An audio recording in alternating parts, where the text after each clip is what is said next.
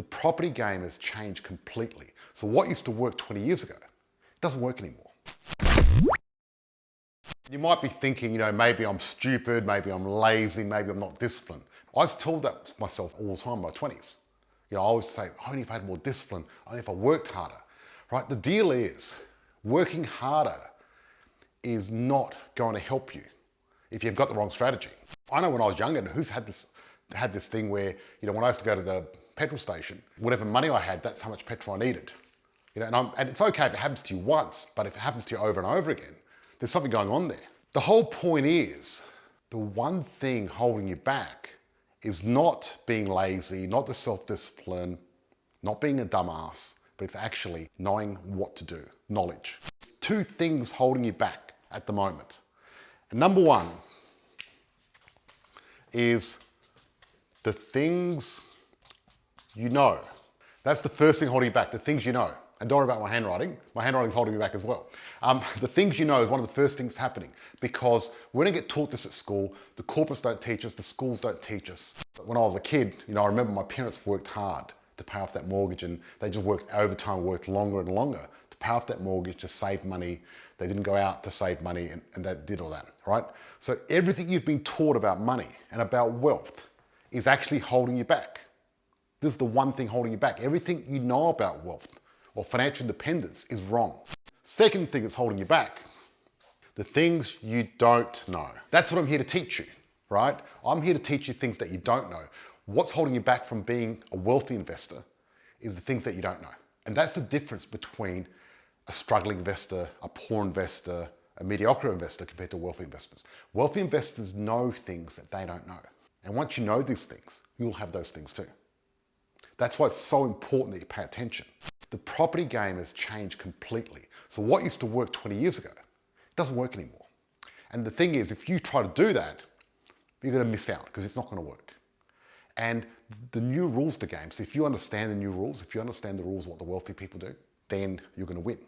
And the thing is, if you don't, the people that know the new rules, they're going to be making money and you're going to be missing out. And you don't want that happening. I'm going to show you 4 of the things, the information that you got wrong, right? Number 1 is saving money. Saving money is for the banks. You're getting such a small interest rate now, it's going to take you 83 years to double your money. You're getting 1.3% in the bank. So it's not good. The wealthy don't save money, they invest money. So repeat after me, this is very important. The wealthy don't save money, they invest money. When they do save money, they save money to invest money. Number 2 is buying a home. I'm going to explain that to you later. And a lot of people ask me about that, but buying a home is number 2. Number 3 is superannuation.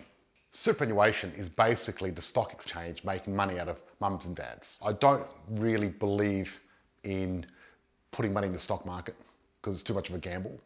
And fortunately now you can actually get your super and put it in property, but it still quarantines it. But the wealthy don't use super as their primary vehicle. That's just an added bonus because, the fees and everything come out of it. And look what happened in 2008. Most people lost half their superannuation overnight, just like that. But the wealthy people don't put money in super. They put money in investments, right? And number 4, diversification. Even Warren Buffett says that's the worst thing you do. What do wealthy people do? Wealthy people choose 1 or 2 buckets, like either a business or property, or a property and a property, and put all their money in those buckets because they know it's going to work over and over and over again. 1 or 2 buckets. That's what it's all about. Diversification has been sold to you, but it's not true, right? It's a bit like a normal light. When you put on a light, a 20-watt light, you can light up a room. But with a 20-watt laser, you can burn a hole in something. And what's the difference? Well, the light's diversified. The laser is focused on 1 bucket. Number 1 thing that I forgot to mention is taxes, right? Taxes is probably a household's biggest expense. And this is the problem. The struggling investors, they don't understand how to defer taxes. They don't understand how to reduce their taxes. And this is one of the most important things that we do as wealthy investors is, the important thing with taxes is a lot of people think losing money to save taxes is the smart way to do it. That's just plain stupid, right? It really is. Losing money to save tax just is an oxymoron. What you need to do is, what does the wealthy do? The wealthy don't lose money to save tax. They actually make money in real life but lose it on paper. And that's one of the real big secrets you're going to learn now in our system, which is important. The things you know, the things you don't know. Now, the things you know, you can do that yourself. You can go, okay, let's wipe that clean. Let's forget about savings and things like that. The things you don't know, that's where we can help, right? We've got our 14-day challenge. Comment 14-day challenge underneath this video, and one of our team members will reach out and you can check it out. George Markoski, cheers, bye-bye.